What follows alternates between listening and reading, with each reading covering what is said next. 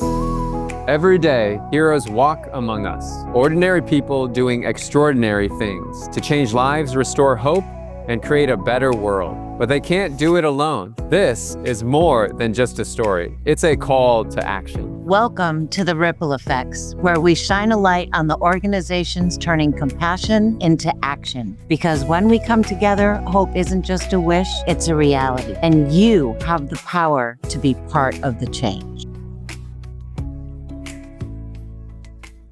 We were fortunate to be able to have food be the source of constant joy, whereas for a lot of families, it is stressful. Like the idea of thinking about their next meal does not excite them the way that it excites me. And I think that that needs to change, and that food should be a source of joy for everybody, especially when you're fighting cancer, because that's when you need it the most. Courtney Johnson is redefining cancer care. As the founder of Culinary Care, she's on a mission to deliver more than meals. She's bringing comfort, connection, and hope to cancer patients when they need it most. Courtney Johnson is changing the world, one meal at a time. Hey there, it's Corey Sanchez here. I am the host for today's Ripple Effects show. This is awesome. This is where we interview amazing nonprofits that are making a huge, tremendous difference in the world. So we're here with Courtney Johnson, CEO and founder of Culinary Care, and she's got an amazing story. I'm excited to interview you, Courtney. So thanks for joining. Thanks for having me. Yeah. You got it. You got it. And so let me give a little background on Courtney. So she's a nonprofit helping families fighting cancer through the healing power of good food and also community support. So Courtney is a Crain's Chicago 20 Under 20 and also a Tyson Foods Meals That Matter Hero Award recipient. So she's been doing amazing things. I'm really excited to hear her story. So Courtney, you ready to jump into it? Yeah, let's do it. Okay, great. All right. So I'm going to ask you, so tell me how this all happened, right? So obviously you've got your story, but tell me, how did you find yourself becoming, this was the thing that was really big for me is you started a nonprofit in your early 20s, correct? Yes. Yeah. I was 23. 23. That's amazing. That's so young. What compelled you at the age of 23 to start a nonprofit? Yeah. I mean, I feel like it starts well before I was 23. At least that's kind of where the impetus behind Culinary Care all began. In 2006, my dad was diagnosed with stage 4 lung cancer, and we were given 5 months to 5 years to live. And he ended up passing away about 7 months later. And so it just, your whole life gets turned upside down, but you're also trying to maintain a semblance of normal life. And for us, normal life was really centered around food and being able to enjoy good food. And we were really fortunate to have friends and neighbors that brought us meals every single day, and we didn't have to worry about that. And that was really what inspired starting Culinary Care. Had just graduated college in 2011. And so for me, going from my dad passing, I still had to study for the ACT, apply for school as I was heading into my senior year of high school. There really wasn't a lot of time to slow down and grieve. And then I was in college and just really focused on that. And then after I graduated college, it was just at this moment of okay, I have a job, but what else am I doing? And how am I grieving and working through this really difficult situation of losing my dad. And so for me, it was really just an internal problem that I was solving. Was I wanted to just keep my dad's memory alive. I wanted to do something this minute. I didn't want to wait. I just needed to start taking action and doing something. And for me, my mind immediately went to the meals that we had.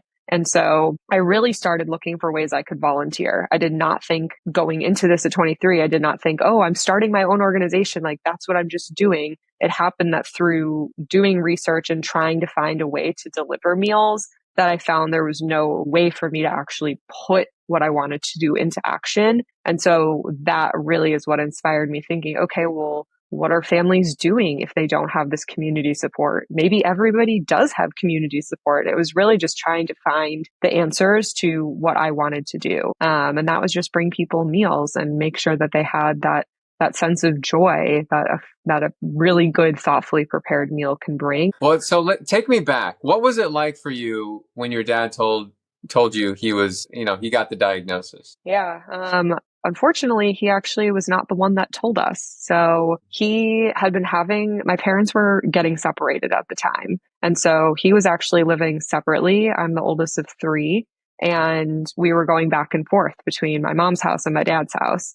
And my sister and I thought he had had a stroke because there was just a lot of like strange things that were going on. Like he was calling the remote his cell phone. He was having trouble walking. He just was not himself. And so, but if he was stubborn and we told him, are you okay? Have you seen a doctor? And he just kept claiming he had a full bill of health and he was doing great and there was nothing to worry about. And then we were planning to go on spring break. And so we were going to go to my mom's and hop on a plane and essentially leave for the week. And my dad could not move from his chair. And so I dropped my brother and sister off at school, went to my mom's and was like, I think we have to call an ambulance. Like, he's not moving. I don't feel comfortable like leaving him by himself for a week just in the state that he's in.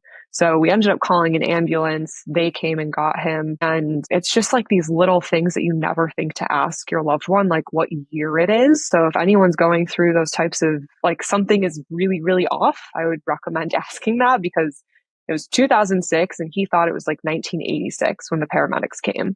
And so we were like, oh, wow, like this is something is like really, really wrong here. So he was rushed to the ER. And then after like hours on end, because the ER is never fast, it's never a quick experience, he found out that he had stage 4 lung cancer that had spread to his brain. And so that's why he was losing his ability to walk. And like, that's why he thought it was 1986 and it was 2006. So there were all of these things that were just impacting so much more than we thought. Yeah, it was really a doctor that had to sit us down. Like my dad was just already in the intensive care unit, like they were getting him, up and running on what needed to be done given the state that he was already in. Yeah, I imagine that must have been hard, just kind of realizing that something's going on with your dad that you didn't really know about. Like you didn't know the depth of it. Yeah. Yeah. I mean, it's definitely, and we were kids, like we're 16. I think my sister's, was 14. My brother was 12, like we're all 2 years apart. And so it's a lot to process. And I just remember thinking you're immediately brought into this world of like, okay, 5 months to 5 years. So I just remember like my mind immediately was like, okay, I'm 16 and he's probably never making it to my wedding. Like he's probably like, he didn't even make it to my brother's 8th grade graduation, to my high school graduation. Like you lose your dad at all these pivotal moments. And he was only 58 years old. Like he had a lot of life more to live. So it's definitely just a lot to process. And for years, I was not even able to talk, even starting culinary care. Sharing the story was filled with tears. I couldn't look at my mom because she's sobbing in the audience if I ever had to advocate and speak. So it has been really therapeutic and healing just to be able to talk about this experience on a regular basis. And that was really what the reason that I started the whole organization initially, was just to help me sort of heal and be able to talk about him in a way that didn't just immediately make me burst into tears. Yeah. I gotcha. What was your dad like? What was he like? He really loved food and the experience of food. So hence culinary care. But, he was also stubborn. So it was just, he's going to take it. It's kind of certain things were his way or the highway. And not everybody that gets lung cancer smokes, but that is not the case for my dad. He was probably one of like the biggest smokers that I know. And for him, it was just his parents died from cancer when they were fairly young. And so he just had this stance and perspective on life where you just kind of have to live in the moment. And I think that's why he loved going out and eating, was just, it's this moment to have this experience and connect with your family because you don't know how long you're going to live.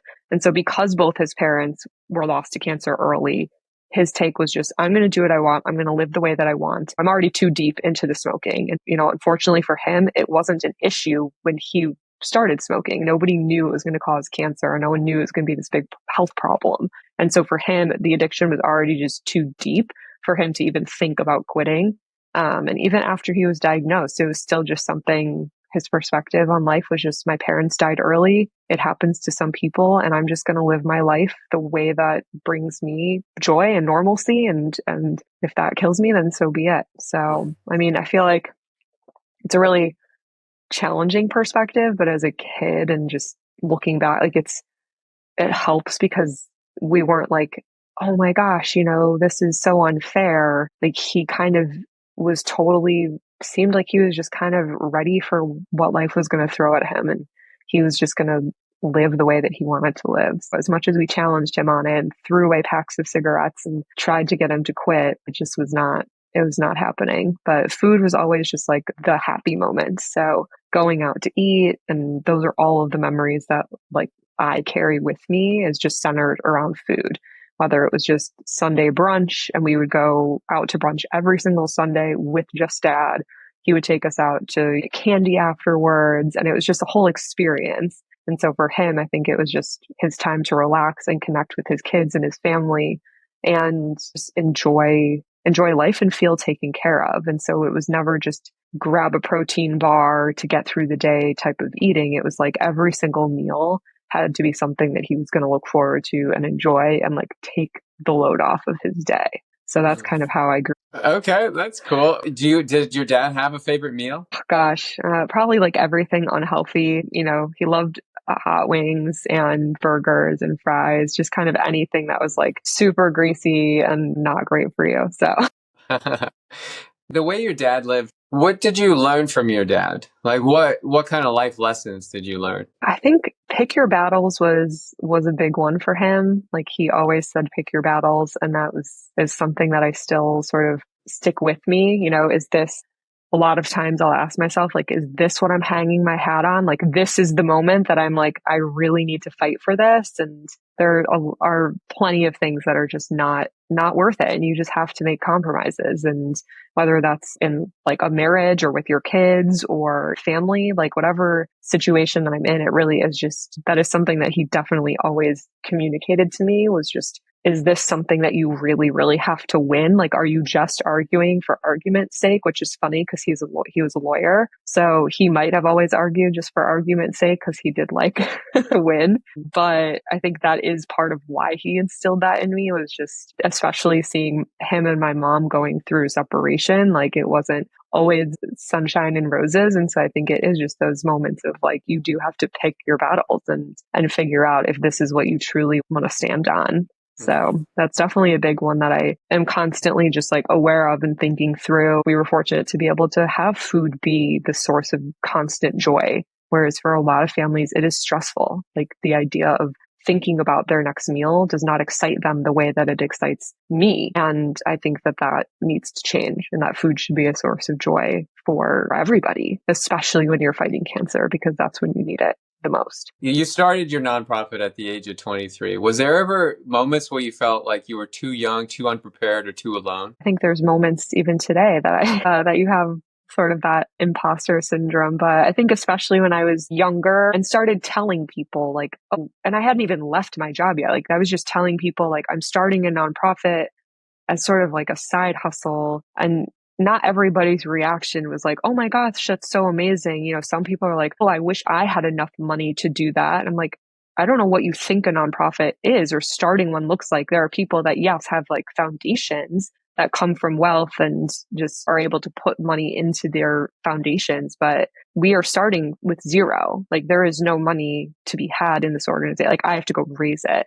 So there's definitely people that I think very early on, it was definitely really challenging because it seemed like more people wanted to immediately sort of shut it down, or maybe they were just jealous and wishing that they could be an entrepreneur. And it was just one of those things where you could see their wheels spinning of like, why does she get to go do this? And I wish I could go do that. But instead of them saying that, they would just be telling me that it was a silly idea or that I'm not doing it correctly. People just love to give you a lot of advice. And even today, it's like you still get, I know how to handle it better. But when I was so young, it was like, I'm taking everybody else's advice because you're 20 years older. You're obviously so much more experienced than me. And I didn't really have the tools to like dissect what they were sharing. It was just like, yeah, I should do what they're saying, or yeah, I should go there. And so there's definitely a lot of figuring that out and relying on the people that I knew I could trust and I knew that were lifting me up through this. And that's what I just chose to do, is like, I'm going to surround myself with like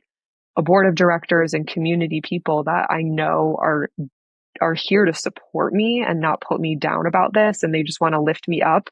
So who were the first people that said yes to you? Like who helped make it real? Yeah. Oh my gosh. So, I mean, my now husband, who's my boyfriend at the time, I mean, he was definitely my number one advocate and fan. My dad was a lawyer at a law firm. And so his partners and people that he worked with were the first ones we really went to say, we have this idea and we need lawyers to bring it to life and become like an official C3. So that was really exciting. Like they were willing to take me in, have the meeting. They asked the hard questions, like it's sort of known in the nonprofit industry, like you're not going to be making a bunch of money. Are you going to be okay with that? All your friends could potentially be outpacing you in that regard. And really just making sure that I was aware of like all of the things that they've seen happen with nonprofit leaders, especially being so young.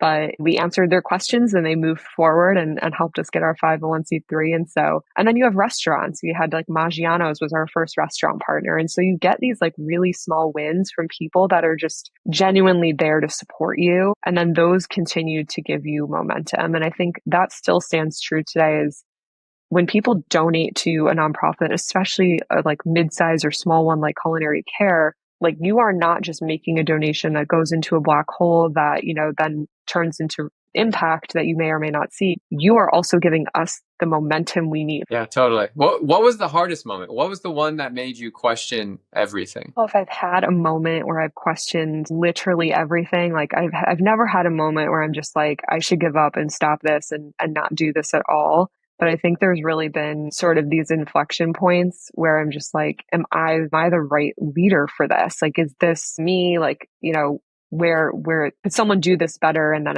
we talk to people and it's like you are literally the reason we do this. But I think COVID was definitely a huge sort of inflection point for us because we were and kind of still are a very event centric organization. Like community building and sharing that community and extending it to our patients is part of our mission. And so without being able to like bring our community together, I was just terrified that this is going to be the moment it all crumbles. We're a 7-year-old organization. Do we have enough supporters that truly care about this to carry this mission through this really difficult time, like without being able to attend our events? And that was really a big moment where it was just, okay, we can't really go out and find new people. That's not going to be as easy. So we have to rely on the community we have. And how are we going to do this? And yeah, I think that was kind of the biggest moment because from 2013 to 2015, I was working full time. So for the first 2.5 years, there really wasn't like a lot of stress with the business. It was just me doing this in my part time. And then we hit a point where it was, okay, great. Like you can jump in full time and we had some money that we had raised. And so I was able to go full time and just basically take a huge pay cut and then, grow the mission from the ground up. And so, from 2015 to 2020, it was just a lot of like momentum we were seeing. There wasn't like, oh, this huge dip. And so COVID, I think, was the first moment where it was just like, are we going to be able to get through this? And does our community stand with us enough? And obviously we're still here. So the answer was yes. Well, tell me about that moment. So you're sitting there. What was that moment where you're like, I don't know if we're going to be able to get through this? And obviously you're an optimist, but like, what was that moment? Like, what had happened to lead to that point? Yeah, I think it was just a whole slew of things where like it was, what was it, like February, March-ish of 2020. So our organization works at a lot of the communities hit hardest by COVID. So all of our meals, 100% of them, are prepared by local restaurants. Pre-COVID, 95% of those meals were 100% donated. So we did not have to worry about that really as a budget line item.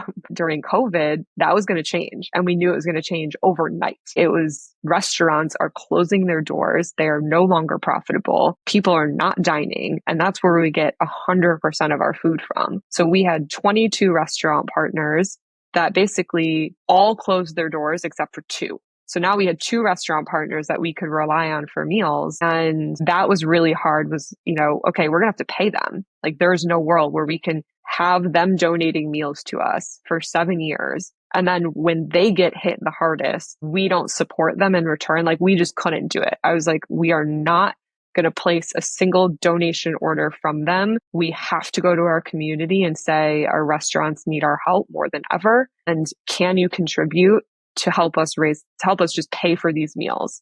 at like full menu price. Usually we would get discounts if we went over our donated amount, but that was just kind of an immediate pivot in my mind, was just like, if we go down, like we're going down supporting our community. And, that is, pick your battles. Like I'll hang my hat on that one. So that was just kind of the easy choice, is we have to support them. All of our meals are delivered to cancer centers inside hospitals. So then the variable was, okay, even if we have meals that we can now buy from our community supporting us, how are we going to get these meals delivered to patients? And like, are the nurses going to support us? How is the hospital going to let us in?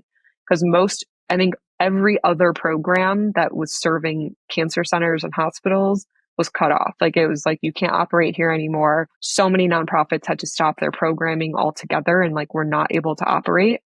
And we just went to our cancer centers, and we kind of all agreed that this was a time patients needed us more than ever. Nurses decided that they would intercept all of our meals. So we kind of had to pivot and do more bulk delivering instead of like individual orders like our program normally operates. We had to pivot and say, we're going to drop off sort of large quantities of meals that you can distribute, and we'll make sure that there's gluten-free, that there's vegetarian, and there's kind of just like your fan favorite options. And so we started working with restaurants to do more like high production. And then nurses were generous enough to basically meet us in the lobby every single day so we could get meals to more families. And then we said, well, nurses are also struggling through this time. And so we decided to provide meals to them. So, I mean, for us, it was really just navigating a lot of these challenges. But in that moment, there's, this like 2-week gap of like, what if the hospital just says, oh, like, no, you can't come in here. No, our nurses can't come down and meet you for meals. What would we do? Like, how would we deliver on our impact? What would we tell our donors? Like, how would we keep the momentum moving forward if we literally can't deliver a single meal? Mm-hmm. So that was just all the things we had to work through and solve. And I think it was like, we had like 1 to 2 weeks to figure it all out and keep it all moving forward. So, yeah. So so what was the shining light in that, like what breakthrough did you have during COVID that allowed things to happen? I mean, I think for us, the breakthrough was really just seeing like people truly believe in this mission. Like, everybody stepped up, like our corporate partners, who like our whole thing for them is team building activities, like in-person team building. Like, that's you're making a donation and we help you with that and bring your community together. They were all on board. Like, it was just almost instant. Like, I'm sitting over here with all these nerves, like, oh my gosh, should I even ask? Like, this seems like such a horrible time to be asking people for money. Like, everyone's struggling.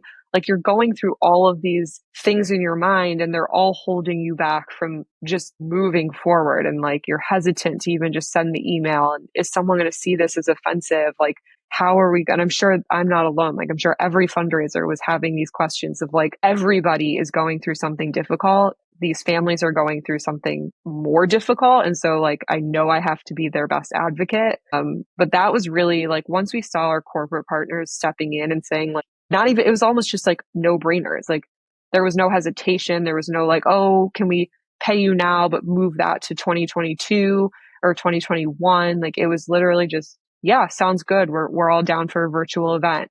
And like, everybody just seemed, the nice thing about that time was that everyone was on the same page. Like, it wasn't just Culinary Care that had to pivot to virtual events. It was like their whole office, like, everybody had to do that. And at the same time, you're all experiencing together what it's like to not have those restaurant prepared meals. Like, if you are someone that has like, the privilege and the advantage of being able to go out and dine out and eat at restaurants and have food be a source of joy and a source of community for you, we're all feeling that pain. And for our patients, so many of them that I talked to in that time, and these were the stories that we just led with, where they were like, welcome to our life.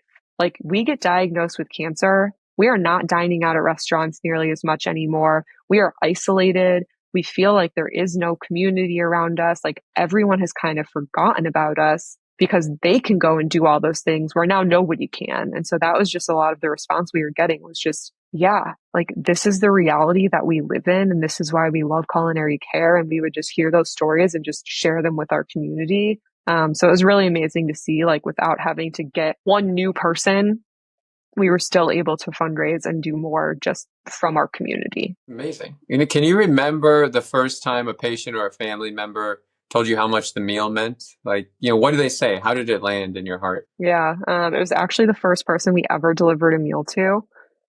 And I remember, at that time, we were not like tech advanced in any way. So you had to go and print out a form, scan it, email it back to us. Then we would call you and then we would send you a menu and you had to print that and then email that back to us. And so this woman had what I felt like, I'm like, she went through all of this trouble and, now we're going to go drop off her meal. So I took my lunch break. We went over to Maggiano's. We picked it up and we had like a meeting location where we were meeting with her nearby.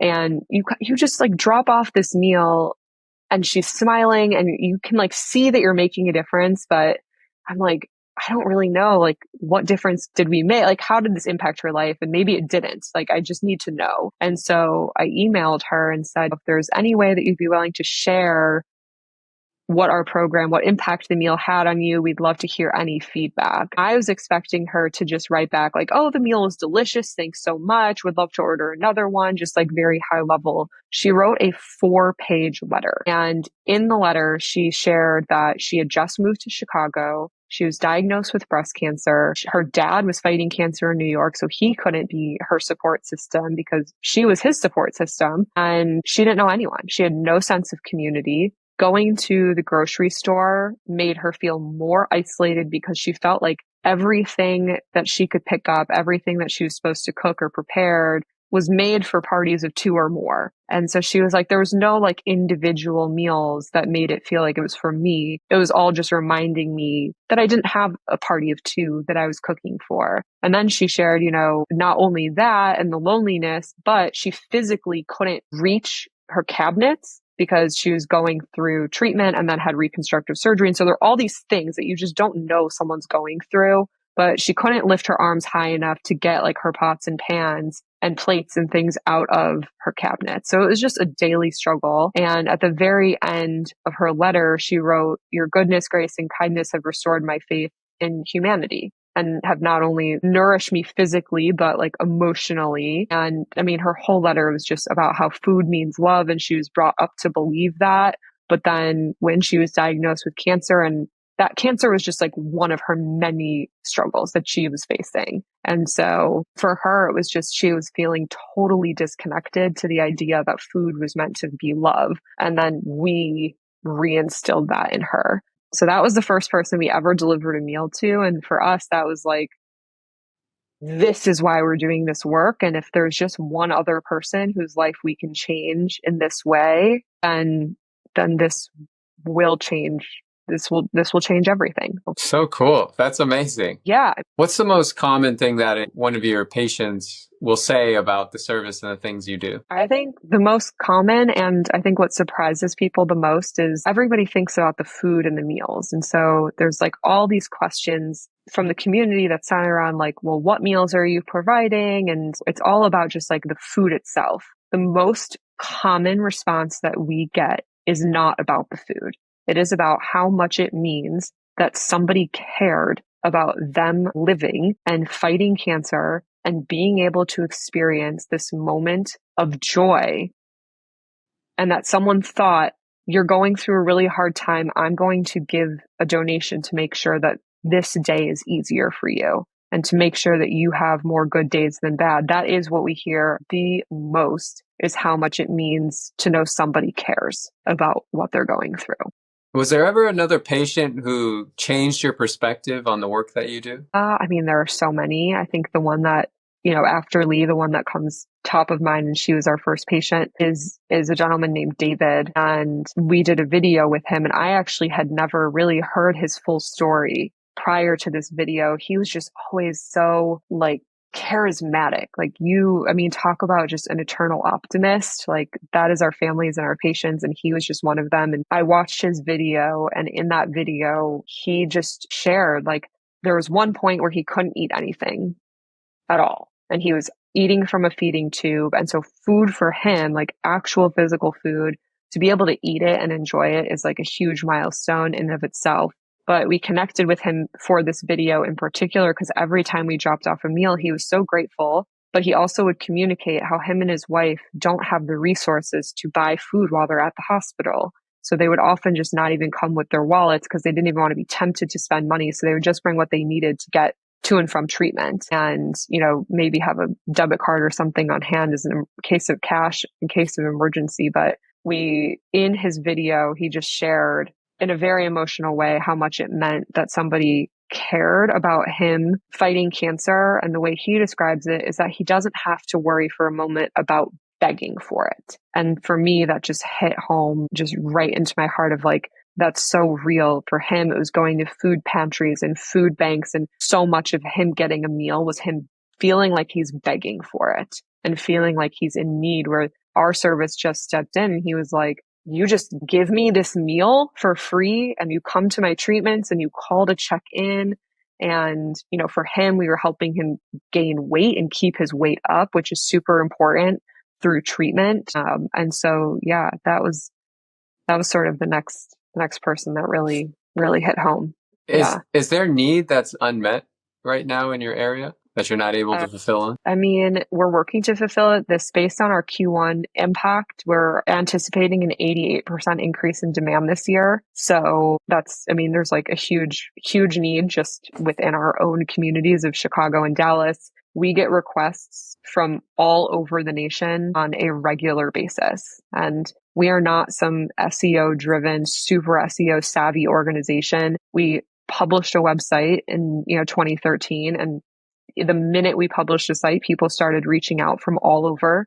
And to me, that just indicates the need is so vast, because if you're finding us, it means there was nothing else accessible in your community to do what you need to do. If we can be accessible in every single cancer center, like this problem is solvable. Like, we're solving it. If you had to guess how many people, if you were everywhere, how many people there are left unhelped, I guess, across the country? Yeah. Well, our sort of guide, like North Star statistic, is 1 in 5 cancer deaths are a direct consequence of malnutrition. So if we can reach 125,000 patients annually, that is the bare minimum of patients that like absolutely need our help. Identifying that is challenging. So for us, it's just, we need to be accessible to as many people as possible. That's kind of our North Star number, is if 125,000 people annually are dying, not because of cancer, but because of malnutrition, let's make sure that we're reaching them. And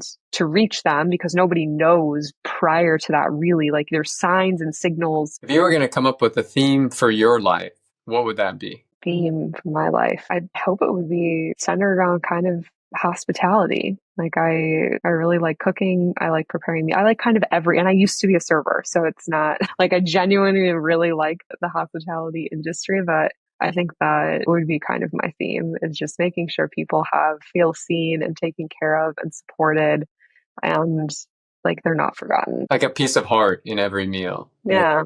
Yeah. And love. Awesome. Well, good. Thank you, Courtney, for being with us today for the Ripple Effects show. Really appreciate it. Is there anything else you'd like to say? I think the only thing that I do want to add is, beyond malnutrition, is community support can impact outcomes by as much as 25%. But I think beyond cancer, I really just advocate for people to show up for people in their lives just with kindness. Like, you do not know what someone is going through. And we witness that time and time again. Like, we don't know the full stories of what our patients are going through. We just know they're going through something that we can all imagine is difficult, which is cancer. But sometimes you can't see the difficulty. Sometimes it's not cancer. It's not a diagnosis. It's just something that they're struggling with. So for us, it's not just advocating for you to support the organization, but really just be the culinary care for your community. For me, that means just showing up with food. Like, that is my love language. Show up with kindness and try to give people a smile. And we're all very isolated right now, so it does help you as much as it does help somebody else. Yeah. In a fragmented world, you're delivering care and kindness and compassion and connection. That's amazing. Yes. Yeah. I love it. Well, thank you so much, Courtney. Where can they go if they want to find out more or to donate? You can go to culinarycare.org. And that has a lot of information about our site. If you are like, I'm going to jump in, I want to be a donor, I'm going to support, we highly, highly encourage you, whether hopefully it's for culinary care, but truly any nonprofit that you care deeply about, please give monthly. It just helps us sustain our missions. And instead of going after that next donor and the next donation, we can focus more on our mission. And it just helps us grow, be more sustainable, plan better, and really helps every nonprofit reach their missions a lot faster. So if we want to see like really, really scalable impact, monthly giving is the way to go. All right. Thank you, Courtney. So there you go. CulinaryCare.org, give monthly. And thank you so much for tuning in to the Ripple Effects show. My name is Corey Sanchez. Thanks for tuning in. We'll see you next time, where we'll be interviewing more nonprofit leaders and founders that are making a huge difference in their communities and in the world. Thanks so much for tuning in. You've seen the impact, you've heard the stories. Now the question is, what will you do? Whether it's a donation, sharing their mission, or getting involved, every action matters. Visit therippleeffects.org to learn more and be part of something bigger than yourself. Because together, we're not just watching change happen, we are the change. Don't just watch the ripple. Be the reason for it.